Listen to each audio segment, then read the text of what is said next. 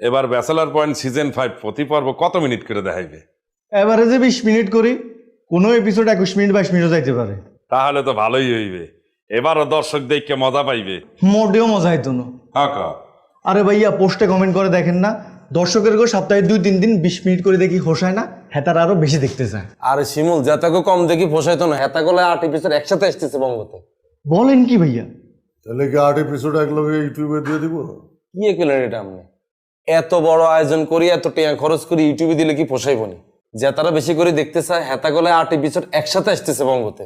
হসকি হ্যাঁ, আর ভাইয়া আপনি 8 এপিসোড একসাথে দেখবেন, ফ্রি কিন্তু দেখতে নাইতেন না, টেয়া লাগবে।